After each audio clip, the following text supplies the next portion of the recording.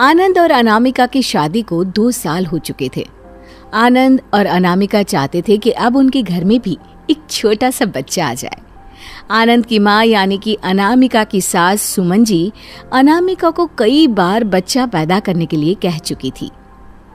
बहू, अब तो मुझे भी अपने पोते पोती का मुंह देखने की इच्छा हो रही है। पूरे 2 साल हो चुके हैं तुम्हारी शादी को। आप जल्दी से बच्चे के बारे में सोचना शुरू कर दो। मम्मी जी, सोचना तो शुरू कर दिया है, बस गुड न्यूज़ का हमें भी आप ही की तरह इंतजार है। चलो अच्छा है बहू, जिस दिन मुझे पता चलेगा ना कि मेरे आनंद का बच्चा इस दुनिया में आने वाला है, देखना पूरे मोहल्ले में ढोल बजाऊंगी, भर भर कर मिठाइयाँ बांटूंगी। मैं कब से इस दिन का इंतजार कर रही हूँ। आनंद मेरा इकलौता बेटा है और अब जब उसकी औलाद इस दुनिया में आएगी तो मैं तो पागल हो जाऊंगी खुशी से। मम्मी जी, मैं भी आपको ये खुशी जल्दी से जल्दी देना चाहती हूँ। 6 महीने बाद। आनंद, सब ठीक तो है ना? कुछ दिनों से देख रही हूँ अनामिका परेशान सी लगती है। वो क्या है ना मम्मी, उसे बच्चे की बहुत जल्दी है। वो चाहती है कि जल्दी से जल्दी माँ बन जाए। अरे ये तो अच्छी बात है ना बेटा, इसमें परेशान होने वाली क्या बात है? माँ बनना तो हर लड़की का सपना होता है। लेकिन मम्मी, प्रॉब्लम यह है कि अनामिका कंसीव नहीं कर पा रही है और इस बात को लेकर वो टेंशन में रहने लगी है। अरे कोई बात नहीं बेटा, कभी कभी वक्त लग जाता है। देर सवेरे खुशखबरी आ ही जाएगी, इसमें परेशान होने वाली क्या बात है। और इस तरह 6 महीने और बीत जाते हैं, लेकिन अनामिका प्रेग्नेंट नहीं हो पाती। 6 महीने के बाद। क्या बात है बेटा, 1 साल से सुन रही हूँ कि तुम दोनों बच्चे की प्लानिंग कर रहे हो। अगर सच में ऐसा है तो अब तक कोई खबर आई क्यों नहीं? पता नहीं माँ, क्या प्रॉब्लम है, मेरी भी समझ में नहीं आ रहा है। मुझे तो लगता है कि बहू के शरीर में ही कोई खराबी है। लगता है ये बच्चा पैदा कर ही नहीं सकती। हाँ बेटा, तुम्हारी मम्मी ठीक कहती है। तुम जरा बहू को डॉक्टर को दिखा कर लाओ। अब उसके शरीर में प्रॉब्लम होने की वजह से हमारा वंश आगे ना बढ़े, ये कोई अच्छी बात तो नहीं। जरा अनामिका को बुलाकर तो लाना आनंद, मैं उससे बात करती हूँ। अनामिका के आने के बाद। देखो अनामिका, सच सच बताओ, क्या तुम्हारे अंदर कोई कमी है जिसकी वजह से तुम हमें बच्चा पैदा करके नहीं दे पा रही हो? ये आप कैसी बात कर रहे हैं मम्मी जी? मैं तो खुद चाहती हूँ मेरा और आनंद का बच्चा इस दुनिया में जल्दी से आए। देखो बहू, अगर ऐसा कुछ भी है और तुमने और तुम्हारे परिवार वालों ने हमसे छुपाया है तो साफ साफ बता दो। नहीं पापा जी, ऐसे तो कोई बात नहीं।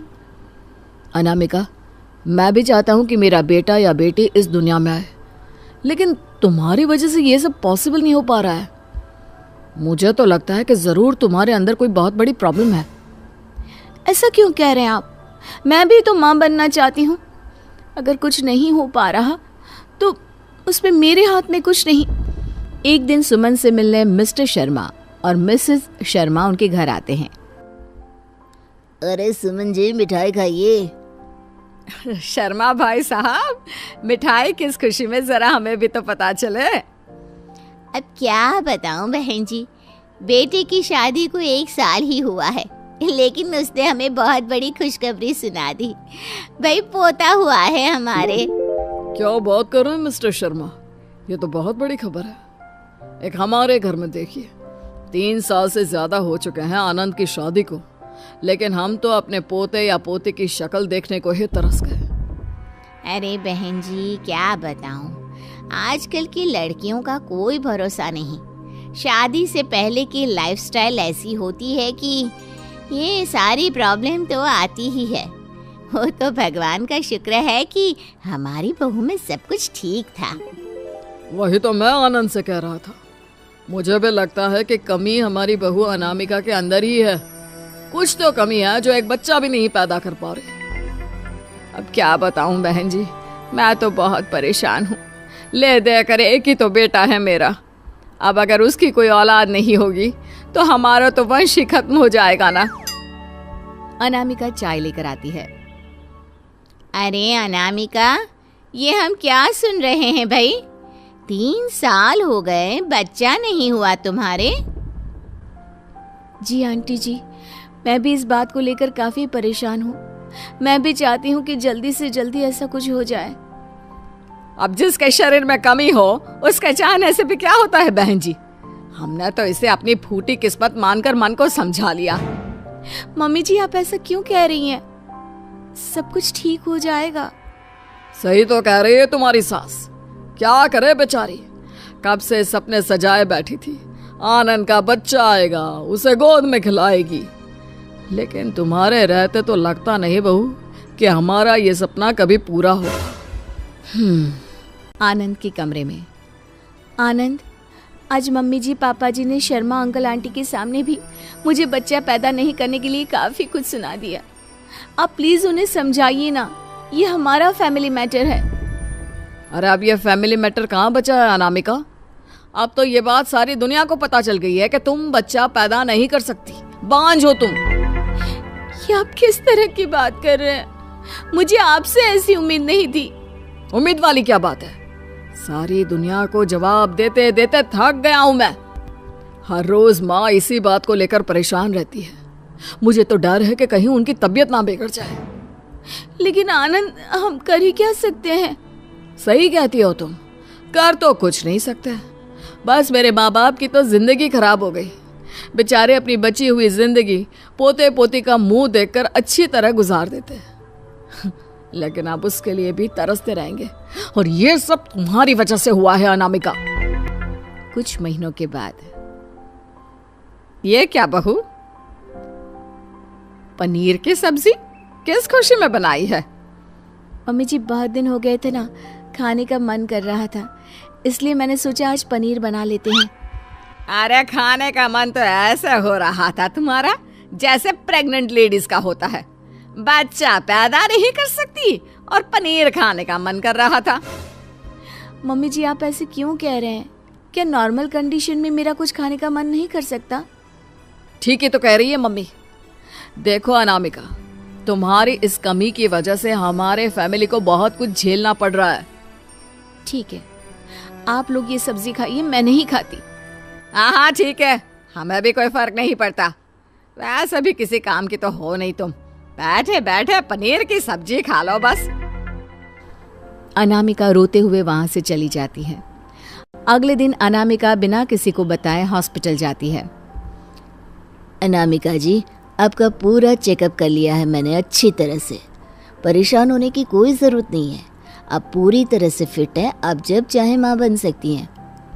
लेकिन अगर ऐसा है तो फिर पिछले कितने सालों से कोशिश करने के बाद भी मैं प्रेग्नेंट क्यों नहीं हो पा रही? अनामिका जी, आप हमारी सोसाइटी को जानती नहीं क्या?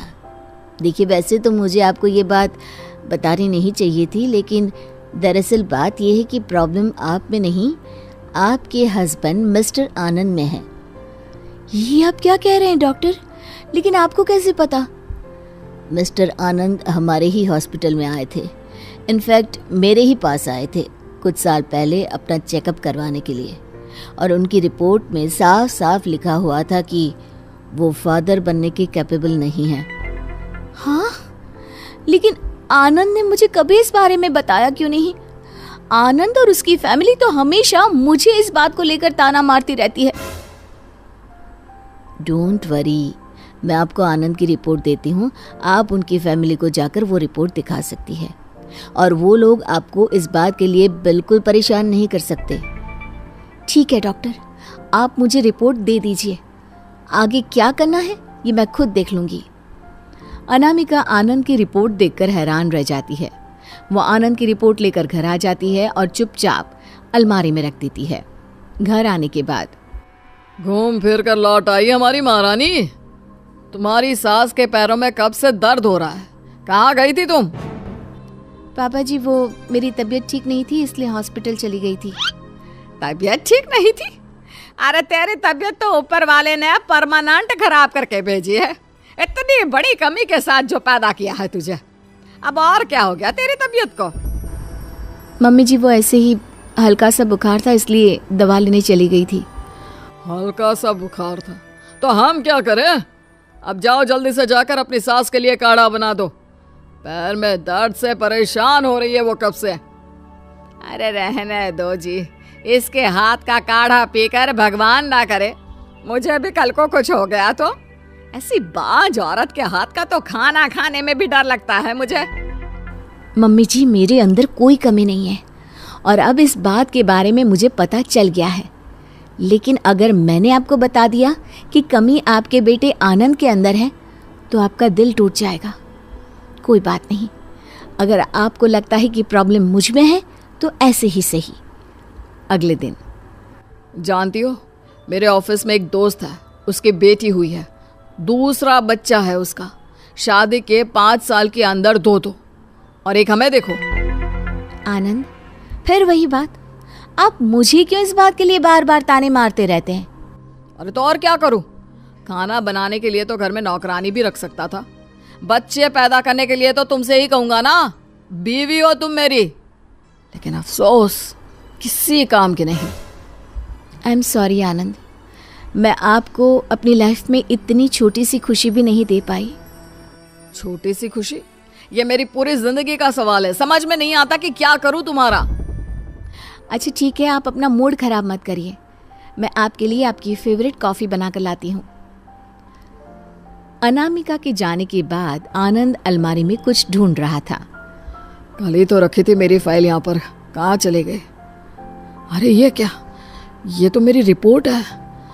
ये रिपोर्ट तो वही है जिसमें लिखा है कि मैं कभी बाप नहीं बन सकता। इसका मतलब अनामिका को सब कुछ पता चल गया है। थोड़ी देर के बाद अनामिका कमरे में आती है। आनंद, ये लीजिए, कॉफ़ी पीजिए। आपका मूड ठीक नहीं था ना, कॉफ़ी पीने से तुरंत ठीक हो जाएगा। अनामिका, मुझे तुमसे एक ज़रूरी बात करनी थी। बताइए ना आनंद, क्या बात है? परेशान क्यों लग रहे हैं? आई एम सॉरी अनामिका, मैं तुमसे नजरें भी नहीं मिला सकता। क्या कहूँ तुमसे? तुम्हें पता था कि मैं कभी बाप नहीं बन सकता? बहुत पहले से तो नहीं आनंद, लेकिन अभी कुछ दिन पहले अपना चेकअप करवाने हॉस्पिटल गई थी और तब डॉक्टर ने मुझे इस बारे में बताया। और तुम इतने दिनों तक घर वालों के ताने सुनती रही, किसी से कुछ नहीं कहा, सब कुछ चुपचाप बर्दाश्त कर लिया। अगर मैं आपके मम्मी पापा को आपकी कमी के बारे में बता देती तो उनके दिल पर क्या गुजरती। और रही बात मेरे सुनने की, तो कोई बात नहीं, बच्चा तो हम दोनों को ही नहीं हुआ है ना। ये हम दोनों की प्रॉब्लम थी, मेरी आपकी अकेली की नहीं। मुझे माफ कर दो अनामिका, मैंने बहुत बड़ी गलती कर दी। अपनी कमी को छुपाने के लिए मैंने सारा इल्जाम तुम्हारे सर लगा दिया। कोई बात नहीं आनंद, मैं समझ सकती हूँ, हमारी सोसाइटी ऐसी है। इसमें एक आदमी के लिए ये एक्सेप्ट कर पाना कि वो बाप नहीं बन सकता बहुत मुश्किल होता है। और अक्सर ऐसा होता है कि आदमी इस बहुत बड़ी कमी का सारा इल्ज़ाम अपनी पत्नी के ऊपर लगा देता है। आपने भी वही किया।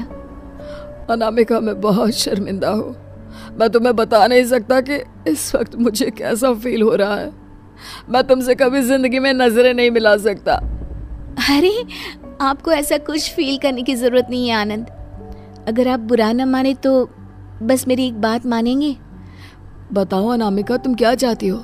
मैं तुम्हारी सारी बातें मानने को तैयार हूँ। आनंद, क्या हुआ अगर हम अपना बच्चा पैदा नहीं कर सकते? हम अनाथ आश्रम से एक बच्चा लाकर उसकी जिंदगी को भी तो अच्छा कर सकते हैं, उसे भी अपने सगे बच्चे की तरह पाल सकते हैं। तुम ठीक कहती हो अनामिका, मैं अभी जाकर अनाथ आश्रम में बात करता हूँ और हम अपने लिए वहाँ से एक बच्चे को लेकर आएंगे और उसे अपने बच्चे की तरह प्यार करेंगे और हमेशा अपने साथ रखेंगे। रीटा की बहू शालू के अंदर बड़ा घमंड था। ओ माँ जी, ये क्या? ये सूट आप पर बिल्कुल नहीं जच रहा, जबकि मैंने शादी से पहले सेम सूट पहना था। आए बाए क्या बताऊं, हीर लगती थी मैं बिल्कुल उसे पहनकर। अच्छा, क्या बात है, पर मुझे तो हीर नहीं लगना है ना बहू। कोई रांझा ले गया तो मुश्किल हो जाएगी। क्या माँ जी, वैसे ब्यूटी के आगे तो सब फेल है। मेरे लिए एक से बढ़कर एक रिश्ते थे। हाँ, वो बता रही थी तेरी माँ कि पीछे भी कई रिश्ते तुझे देख कर गए हैं, लेकिन कोई जवाब नहीं देते। आप लोग तो हाँ करके ही जाना। हाँ, वो दरअसल इसलिए जवाब नहीं देते थे क्योंकि उन्हें पता था कि मेरा स्टैंडर्ड उन लोगों से काफी हाई है। ये बोलकर बहू चली जाती है। दरअसल हाजिर जवाबी बहू कभी कभी बहस की सारी सीमाएं पार कर जाती।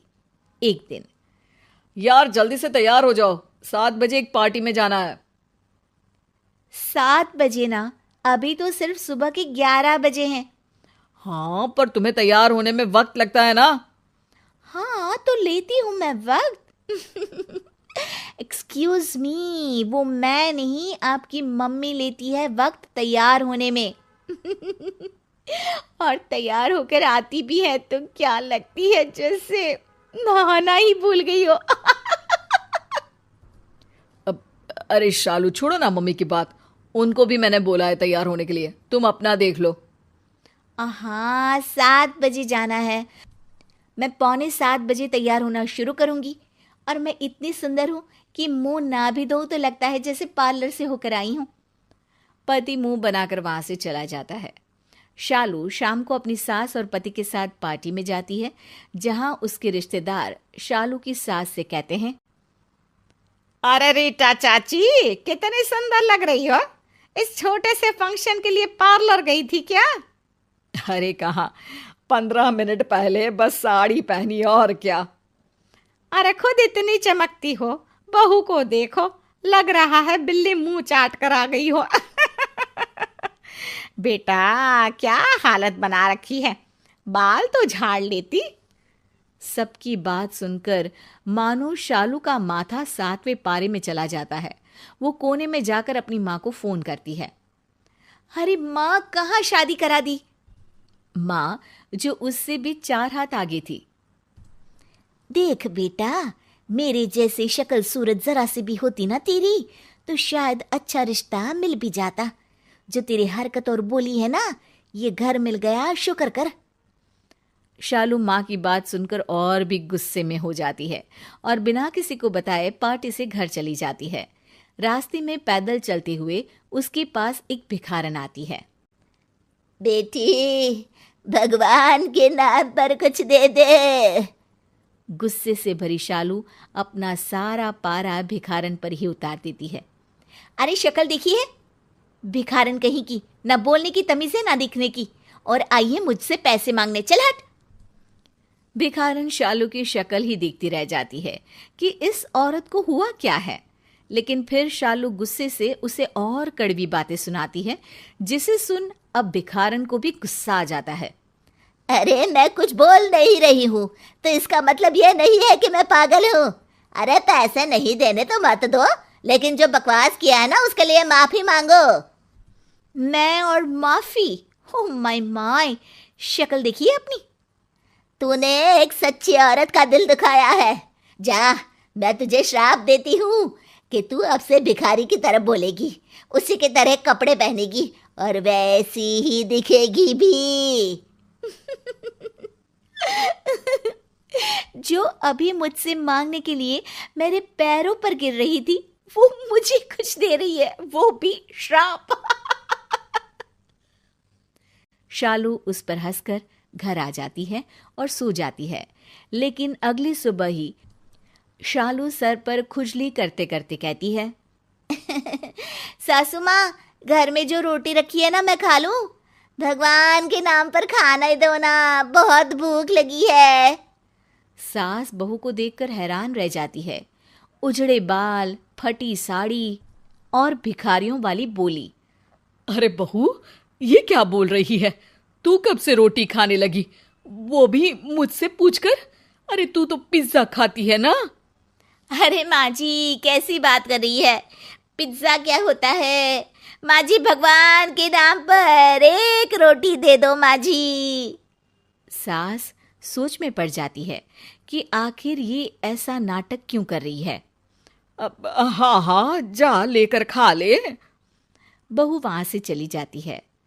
सास सोच में पड़ जाती है कि बहू ने ये जो नया नाटक शुरू किया है उसे कैसे छुड़वाऊं।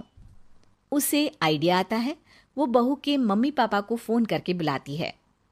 बहू, देख तेरे मम्मी पापा आए हैं। अरे क्या हो गया था आंटी जी, जो हमें बुला लिया? वो मेरी ना पार्लर में बुकिंग थी। अरे आंटी जी, बहन जी ये क्या बोल रही हैं? अरे वो आप उम्र में काफी बड़ी है ना, तो इज्जत देने के लिए बोल रही थी। हे भगवान, ये तो सारा परिवार ही नौटंकी है। खैर, अरे बहू आजा, तेरे मम्मी पापा आए हैं। बहू आती है। अरे आप लोग, क्या बात है मालकिन, बड़ा है चोचक कपड़ा पहनी है, कोई बड़ा साहब मिला था क्या? Shut off, what's nonsense. अंग्रेजी। मालकिन, हम तो 4 कक्षा पास है ना, तो ये ना जानते हैं। बाकी देखो कोई काम हो तो बताना। जा रहे हैं, मंदिर की आरती का वक्त हो रहा है ना, खत्म होते ही सेठ लोग सिक्का बांटते हैं, सिक्का। बहू ये बोलकर वहां से चली जाती है। ओ माय गॉड, ये क्या हो गया? ऐसे कैसी बहकी सी बातें कर रही है? अरे यही दिखाने और पूछने को बुला रही थी कि ये क्या है भाई, कौन सी बीमारी पाली है तुम्हारी बेटी ने? क्या बात कर रही है आंटी जी? ए बुढ़िया सुन, ये चेहरे में 55 किलो का पाउडर लगा के तू छपक छली नहीं बन जाएगी। अपनी बेटी का इलाज बताओ, निकल यहां से, वरना ये तेरा मुंह धुलाकर बनाऊंगी तुझे बेबी डॉल से आंटी। माँ घबराकर भागती है। नहीं नहीं, मुंह नहीं धोना, हम लोग नहीं जानते, पहले कभी मेरी बेटी ने ऐसा कुछ नहीं किया। सास समझ नहीं पाती है।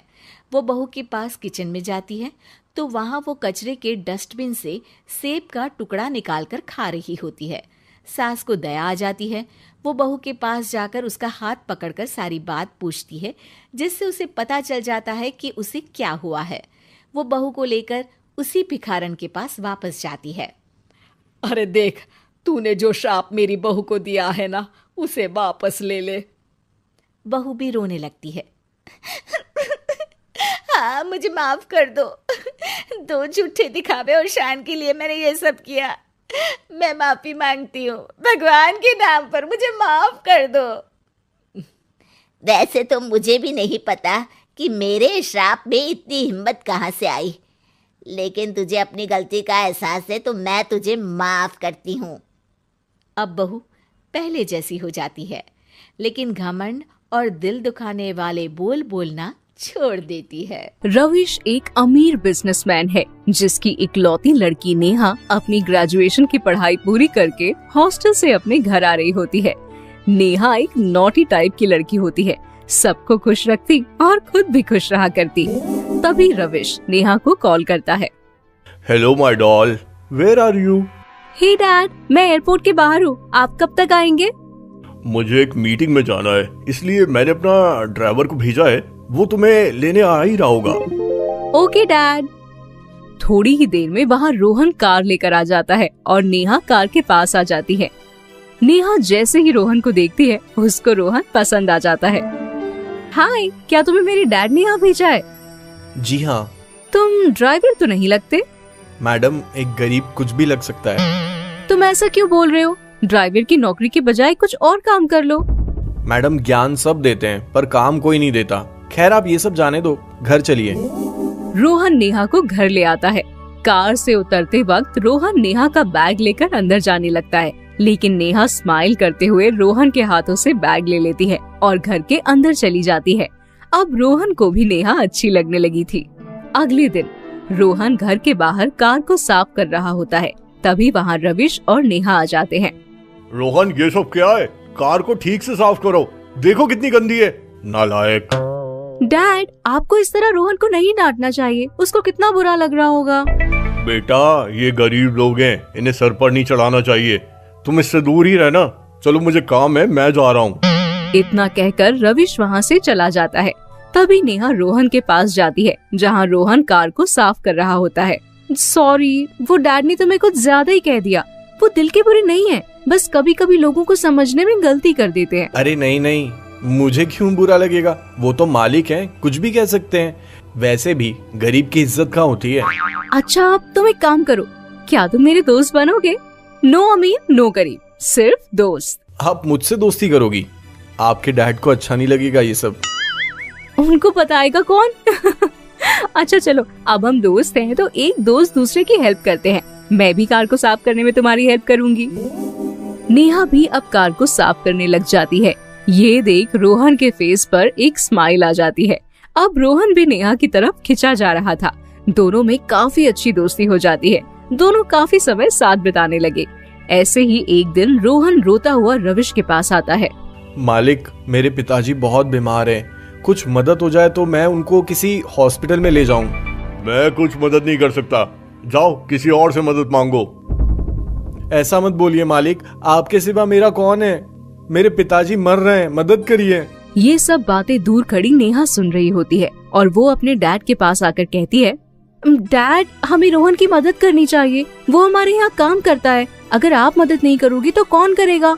नेहा की बात सुनकर रविश रोहन को कुछ पैसे दे देता है। उन पैसों को लेकर रोहन वहाँ से चला जाता है। अगले दिन नेहा रोहन से मिलती है।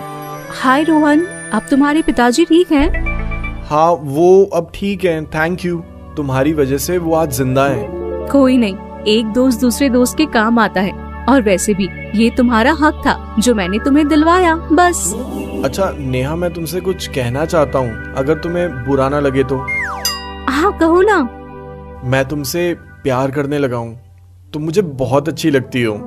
रोहन, मैं भी तुम्हें पसंद करती हूँ। मैं जानता हूँ, इसलिए कह रहा हूँ। तुम्हें मुझे भूलना होगा, क्योंकि हम दोनों के बीच बहुत बड़ी खाई है, अमीरी और गरीबी की, जो कभी नहीं भरने वाली।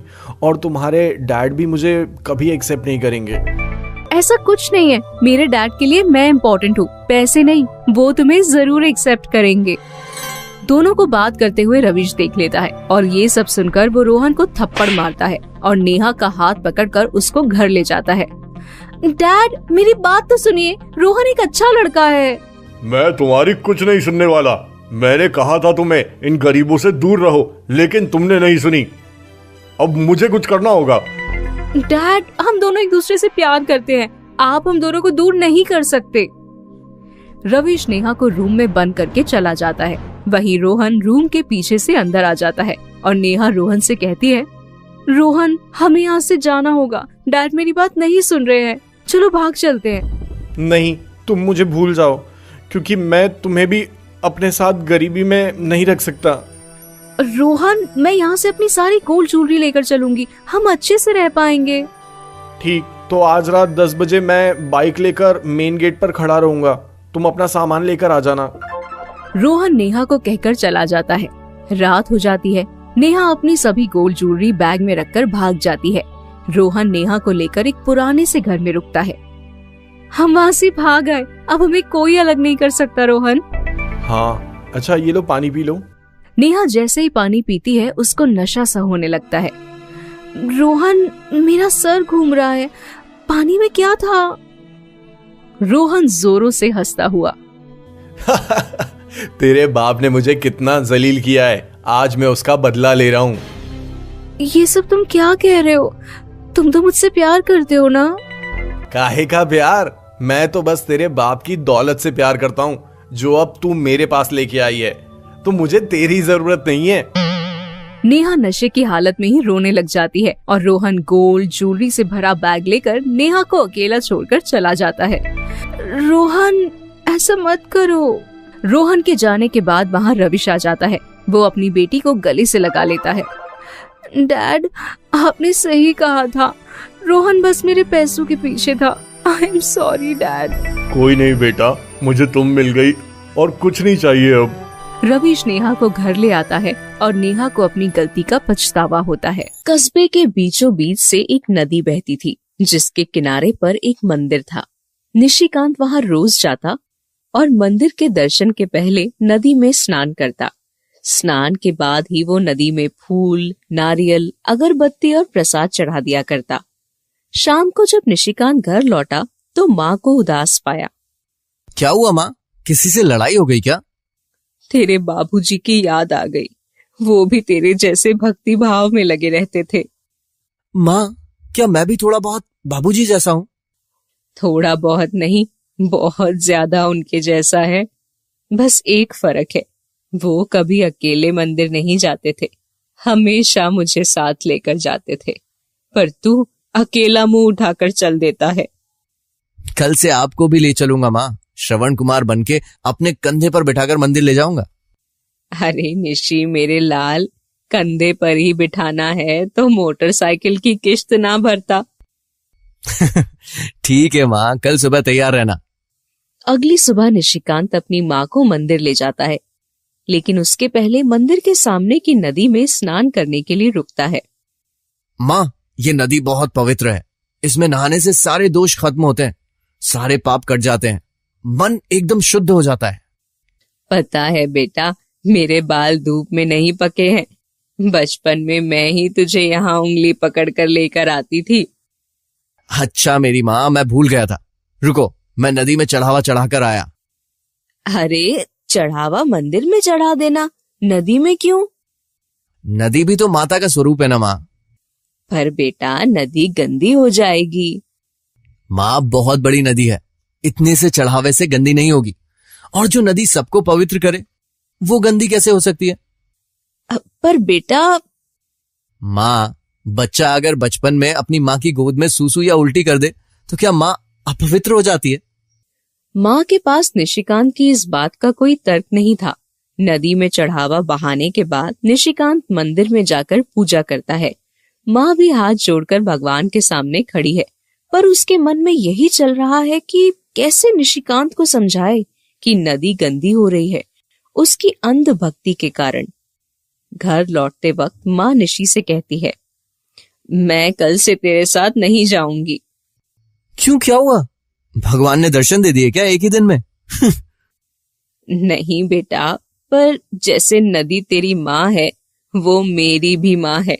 मैंने भी उसे तब से माँ माना है जब से तू पैदा भी नहीं हुआ था, और मैं ये नहीं देख सकती कि तू नदी में चढ़ावा चढ़ाने के नाम पर उसे गंदा करे। ओहो माँ, इतनी सी बात को आप अब तक मन में लेकर घूम रही हो?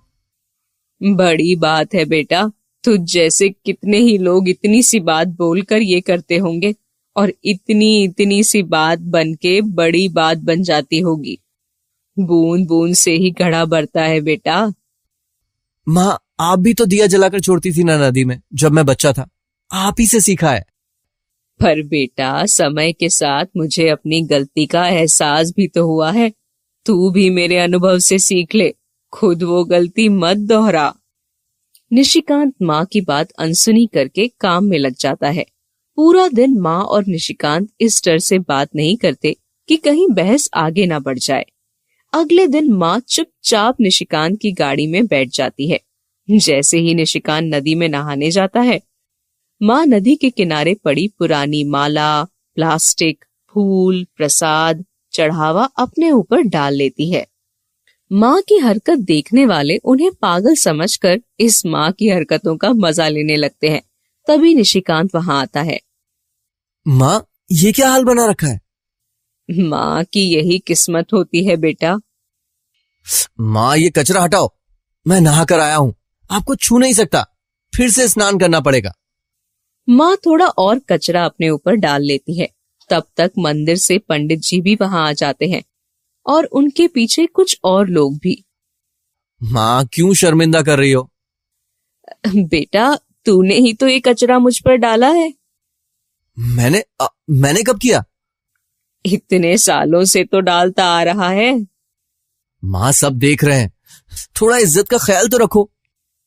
क्यों बेटा, अपनी माँ पे कचरा देखकर मन विचलित हो गया? पर नदी को माँ बोल के उसमें रोज जो कचरा तुम डालते हो, उसके लिए मन में कुछ नहीं होता। आज तेरी माँ पर कचरा पड़ा तो तुझे इज्जत का ख्याल आ गया, पर नदी को माँ बोल के तू रोज उसे गंदी करता है। उसके लिए कोई शर्मिंदगी नहीं है। निशिकांत के पास कोई जवाब नहीं होता। वो पंडित जी की तरफ देखता है। पंडित जी, आप ही समझाइए ना माँ को। समझने की जरूरत तो बेटा तुमको है, माँ सही तो कह रही है। हर साल गर्मी में पानी की कमी होती है शहर में, पर नदी का पानी उपयोग में नहीं लाया जाता क्योंकि ये पानी पीने योग्य नहीं है। इसमें किसकी गलती है? निशिकांत के साथ उस दिन वहां खड़े सभी लोग समझ जाते हैं कि नदी को माँ बोल के अपनी माँ में कचरा बहा देना और उसके आसपास गंदगी करना अच्छी बात नहीं है। सभी उसी वक्त निशिकांत की माँ से और नदी माँ से माफी मांगते हैं और नदी का पानी हाथ में लेकर शपथ लेते हैं कि अब वो नदी को माँ मानेंगे और उसके साथ ऐसा बर्ताव कभी नहीं करेंगे।